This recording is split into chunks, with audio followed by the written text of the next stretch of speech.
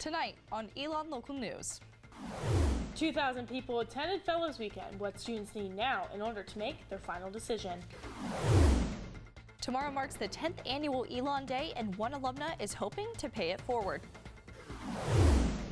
Some Elon professors are beginning this week officially tenured. We'll share what they're hoping to achieve next. Those stories and more. Elon Local News starts now. Live from the Jane and Brian Williams studio at Elon University School of Communications, you are watching Elon Local News. Good evening and thank you for joining us tonight. I'm Annemarie Bonner. I'm Ellis Chandler, and we have a lot of stories to get to this evening. Almost 2,000 people visited Elon's campus for Fellows Weekend on Friday and Saturday. With scholarships on the line, tuition was top of mind for prospective students. Our Sophie Rosenthal has the story. More than 750 prospective students visited Elon University for its largest admitted student event. The students interviewed for a spot in one of Elon's 8 Fellows programs. But following Elon's recent tuition increase, prospective student and Honors Fellows finalist Rose Fife says without the program's $13,500 scholarship, she won't be able to afford Elon at all. Elon is definitely one of the top choices I'm considering, but depending on how much financial aid I get is, what I'm going to be. I think it's going to determine my overall decision. According to Vice President for Enrollment Greg Zeiser, approximately half of the students who attended Fellows Weekend last year enrolled at Elon. But prospective student Delaney Pine says she won't make her final decision on whether she'll attend Elon until she knows how much financial aid she can get. Honestly, I'm trying to apply as many scholarships as possible to be able to get the best education that I can and where I want to go. So it definitely plays a factor in whether I'm going to commit to a school or not. Like Pine, prospective student Owen Thomas says even though he's already been accepted, the scholarship attached to the Fellows programs will help him choose where to commit. We're trying to get this program, and the scholarship money that comes with it is a definite big plus towards my decision. Outside of the scholarship interviews, all 3 students say they enjoyed seeing Elon's campus and meeting people. Sophie Rosenthal, Elon Local News. According to the Office of Admissions, the prospective students who interviewed for the Fellows programs are set to hear back their scholarship decisions on April 1st. Prospective students are not the only ones looking for scholarship options for next academic year. Current students are too. The Student Government Association held a meeting on Thursday. Vice President for Finance and Administration, Janet Williams, presented the university's budget plan for next year. An SGA officer raised a question about how current students can get more financial aid now that tuition has increased again. Williams says to get more money, students must, quote, demonstrate financial need. There are additional funds, and we have set aside one-time funds to help bridge the gap as well. So I would ask, this is brand new. This is not something that they had before. This is brand new. This one-time funds to help bridge the gap. Elon's Office of Financial Aid told ENN over the phone that students can start reaching out for more money after they receive their new financial aid packet at the end of May. Elon News Network will continue to cover this story. Tomorrow is the 10th annual Elon Day, a celebration designed for the community to make donations to the programs of their choice. Last year, Elon Day raised $3.5 million, and alumni made up over half of those donations. Elon alumna Sharon Wheeler donated last year and plans to donate again. She says people are always asking her to give to various causes. She can't afford enough for everyone, but sets aside some money for Elon Day. She says she wants to fund scholarships. My emails are filled with political donations wanted, but again, with this university, I feel like with the programming and the things that they do, it's a good opportunity to give what I can when I can. Associate Vice President for University Advancement John Barnhill knows that there are people in the Elon community who can't afford to give this year, but he isn't worried about falling short of fundraising goals. I think that people give to what they care most about. Think about what you are involved in your own lives, and I think people give to those things because they care about it and they want to see it continue to grow and thrive. And so we don't think that's a problem for people. We think that those that aren't able to give right now won't, and those that can and will, they will. There are 5 on-campus events scheduled tomorrow to celebrate Elon Day, starting with a special college coffee and alumni gym at 9:40 a.m. There's also a number of celebrations across the country for different alumni groups. As a new week of classes begins, 16 professors across various departments are getting adjusted to their new titles of associate professor, while also having a permanent position at the university. I talked to two who received tenure and what it means to them. English professor Jennifer is a mom, a professor, and has 3 degrees. But her collegiate journey began as a first-generation college student. When she found out she received tenure, she says she gained a sense of pride. Looking at sort of this moment and what it means for me, what it means for my family, what it means for, the breadth of my family, what it means for my kids, I am very, very proud of what I've put into it. Tenure means having a permanent position in your university's department.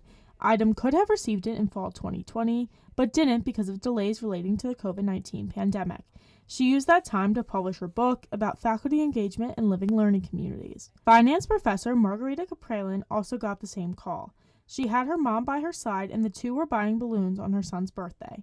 I always looked up to her and always looked to her for career advice. So, for her to watch me get this accolade was just amazing. Idem says even though she received tenure, she wants to make sure others receive a similar level of recognition. There's just so much more that with the permanence of tenure, I can be more vocal about. I've always tried to advocate in all the ways I could on the tenure line, and now there's just more permanence to it. For Capralin, it's about the relationship she's formed with her students. Her office is filled with thank yous from students she's mentored over the past 5 years at Elon. It just means to me that I can continue doing the things that I've been doing right, and this is the right path, and that I can just concentrate on freely working along that path. According to the faculty handbook, the university aims to have 85 to 90% of its permanent teaching faculty tenured or on the tenure track at all times. Still to come, we've got prices at the pump before your spring break travel plans. Your weekly weather forecast next.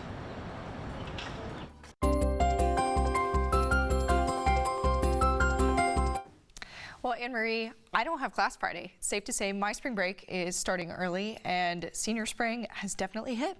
Yeah, it has, and it's been looking like a pretty nice week, but I'm sure Josh will tell us more about it. I know today it was pretty nice outside. The sun was hot. I thrive in the sunshine. So cold this morning and warm again. I love it. Joining us now is our Joshua Galaski with a look into this week's weather. Joshua is live on Citroen Plaza tonight. Good evening to you. Hello, Elon. The weather forecast this week is looking a little varied as per usual. Starting off tomorrow on Tuesday with a high of 58 or 68 degrees. We're going to dip down a little bit to 59 degrees on Wednesday, but that's not it for the week. As on Friday, we're going to dip down a little more at 50 degrees and a 70% chance of rain. However, for the rest of the week, we're going to have some nice low 50-degree days to kind of round out the rest of the week and into the weekend. So get outside, soak up that sunshine while you still can and enjoy it. I'm Josh Galaski. Back to you in the studio. Joshua Galaski live on Citroen Plaza tonight. Hope you enjoy your spring break and thank you so much.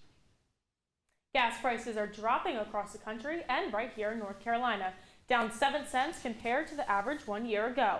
But if you're headed off campus for spring break, it's still important to check prices before hitting the road. Let's take a look at some of those local prices. Starting off with Circle K, which is closest to our studio just down the street. They're sitting at $3.19 today, and then over to Harris Teeter in Burlington is going to be 10 cents more expensive, so it's sitting at $3.29. Now, if you head over to BJ's, it's going to be significantly cheaper. However, remember that you do need a BJ's card to fill up there. That's at $3.05. Over to Speedway in Burlington, which is on the other side off campus, is sitting at $3.09. Now, if you're traveling out of the state of North Carolina and you're going to be passing through some of these cities such as Greensboro and Raleigh. Okay, so looking back here, remember it's going to, so looking at Greensboro, $3.15, over to Raleigh, through Raleigh is going to be $3.18, and then headed down to Charlotte, $3.12. Now, if you're headed south through South Carolina, passing through Columbia, it's going to be $3.05. The closer you get to the coast, the more expensive it is going to be, sitting at $3.24 in Charleston, and a little bit more expensive down in Savannah, Georgia at $3.28. Now, if you're headed north for the break, which where many of our students come from, Headed up to Washington, D.C., it's going to be significantly more expensive, sitting at an average of $3.46. As you pass through Richmond, it's going to be $3.13. So it might be best to fill up before you leave the South if you're headed north. And it is also important to keep in mind to not wait until your tank is empty to fill up. This gives you less options to find a cheaper price. It was after spring break last year when Elon University lifted its indoor mask mandate, and it was spring break 3 years ago when students left campus for the rest of the semester due to the very beginning of the coronavirus pandemic. Elon is coming up on the 1-year mark for mask-optional classrooms. Some Elon faculty, like economics professor Douglas Reddington, haven't stopped wearing a mask in the classroom setting. And so I still wear a mask most of the time, especially indoors. Still prefer Zoom meetings to in-person meetings, especially after school holidays, because I have no clue where anybody has gone. Elon senior Zion Middleton says he feels the university lifted restrictions at the right time. He says he's glad to see familiar faces once again. It's been nice to see people's faces, because I spent a year and a half of my Elon experience just wearing a mask just around campus and stuff, so yeah. The mandate was officially lifted March 21st, 1 year ago. In other health news, drug company Eli Lilly recently announced that it's capping the cost of insulin for people not already covered by Medicare at $35 per month. President Joe Biden called the decision a large step for the healthcare industry, because insulin can cost hundreds of dollars. Diabetics like sophomore Owen Miller rely on insulin to stay healthy. He says he's fortunate enough to have insurance. His parents pay for all of his medical needs, but he knows his situation isn't the case for everyone. It's great. It's a step forward that we needed. Especially around here, there's a lot of people who can't afford insurance and are doing basically anything they can just to get the medicine that they need. And it's life-changing medicine, and they can't afford it. Read more about Miller and see what other diabetic students are saying. Pick up a copy of this week's Pendulum. Up next tonight, one Burlington business owner is taking action toward her goals. Coming up, more animals are causing more concerns for one local animal shelter. You're watching Elon Local News. Now at its capacity, current animals and potential adopters at Burlington Animal Service are in need of more support. Our Jenna Manderioli reports. Elon senior Corinne Arguedas volunteers at Burlington Animal Shelter multiple times a week. She has fostered over 10 dogs and 3 cats during her time there. She says by fostering, she is able to learn the animals' personalities, expose them to a home setting, and help them get adopted. I learned a lot about him, and I was able to send lots of pictures to the shelter. But Arguedas says dogs are entering the shelter faster than they're being fostered and adopted out. The shelter recently decreased the number of dogs it takes in and was forced to double up in some of its 58 kennels due to the lack of space. Seeing multiple dogs kind of crammed in a kennel because we have no other choice is hard. And it's obviously a lot more work for the staff and volunteers here. It's more dogs to get out every day, more dogs to feed, more dogs to clean up after. Elon Jr. Emily Andrewsy also volunteers at the shelter. She says she can see the stress in the dogs' eyes. She encourages other college students to foster dogs, even if it's just for the day. There's so many people who I just wish would open their hearts and homes to these animals who haven't been given a fair chance at life yet. Now, the shelter is only accepting drop-offs in emergency health situations. Former program director Laura Michael says the increase in dogs entering the shelter is a result of owners being unable to afford to care for a pet. When you get to the point where you're so full and you're at capacity and you're really cannot take more animals, then that's what happens in many shelters, is now you start having to put perfectly healthy animals down, and we don't want to do that. BAS says it will continue to readjust to be a no-kill shelter even as the number of animals increases. Jenna Manderioli, Elon Local News. If you need emergency assistance with pet food, you can schedule a time to pick up free pet food from Animal Services using the link on your screen. If you are interested in fostering an animal, you can also find that on their website. This Women's History Month, one Burlington woman is hitting her target of running a small business. I spoke with her about what is all the rage. When Lisa Hartzog first opened her business, she knew she wanted to bring something different to Burlington. In September 2021, she opened What's All the Rage. She says the process took 3 to 4 years. I signed my lease. I walked in the door not knowing what I was going to do, how I was going to do anything, because it was nothing like what it looks like now. The name of the business came from Hartzog originally wanting to open a rage room, where people can vent their frustrations by destroying objects. She says she couldn't axe the idea of having just that. The axe throwing thing just kept sticking out at me, and I kept with the name What's All the Rage because I wanted to pierce everybody's mind. Like, okay, what is all the rage? Hartzog says the best part of being a small business owner is meeting customers.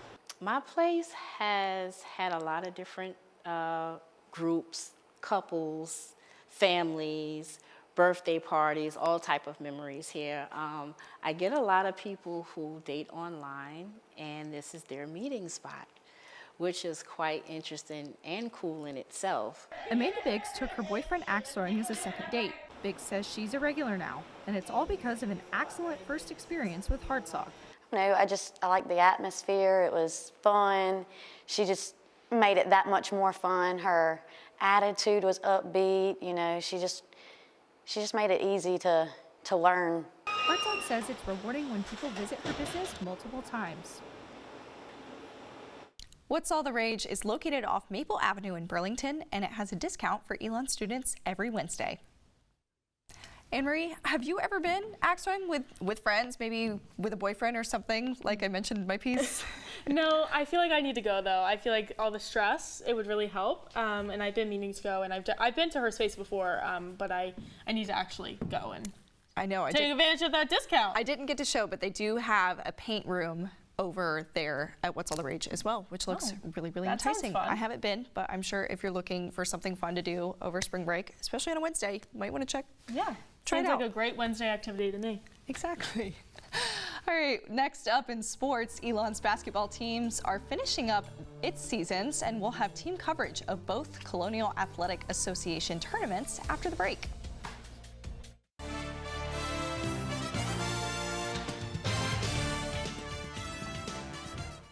Joining us at the desk for a look at our sports updates is our sports director, Sydney Spencer. Sydney, thank you so much for joining us. Yeah, thank you so much, Annemarie and Ellis. Elon men's basketball played in Washington, D.C. this weekend for the Colonial Athletic Association Championship Tournament. Prior to Elon's game, freshman guard Max McKinnon and senior guard Zach Irvin were honored for their regular season awards. McKinnon took home the CAA's Rookie of the Year award. He averaged over 11 points and 5 rebounds throughout the season for the Phoenix. Irvin was named as the conference's scholar athlete for his undergraduate work in project management.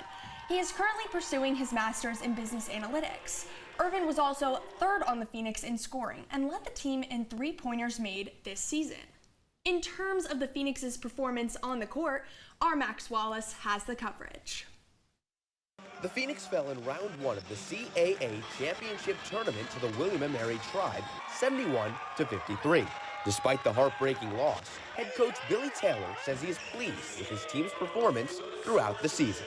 Regardless of what the outcome, they fought for us every single day, and really was proud to see them in an Elon uniform. Sophomore forward Sam Sherry echoed Taylor and says the bitter ending won't take anything away from his love for the team. I'm glad I got to fight with them and go through all the struggles and the trials and tribulations with them. And I'm proud of every single one of us and how we fought. And, we're going to get them next year. During the game, the Phoenix allowed the Tribe to score 14 3-pointers, 7 coming from William & Mary's senior guard, Miguel Ayesa. Together, Ayesa and the Tribe tied the record for the second most 3-pointers scored in the history of the tournament.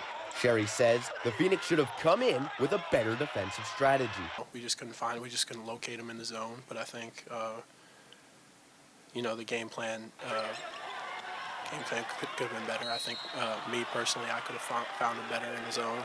I could have been communicating better, and I take that's on me.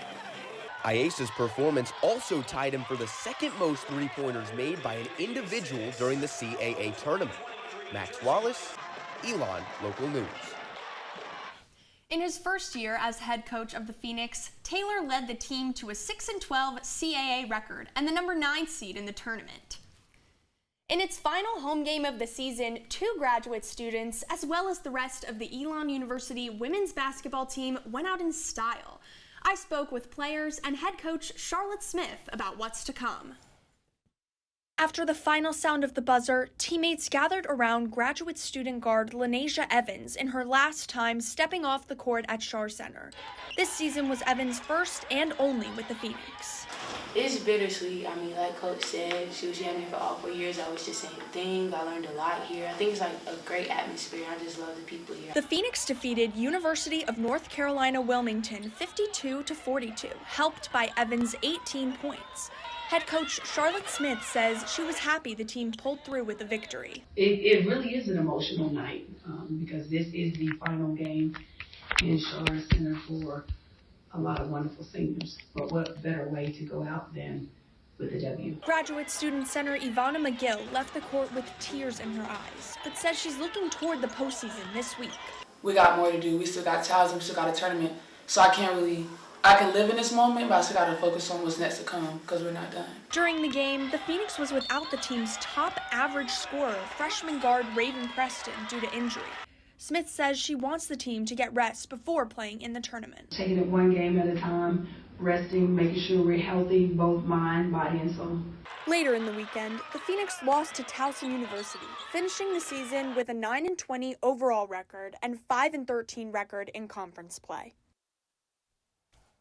The CAA tournament is set to begin Wednesday in Towson, Maryland.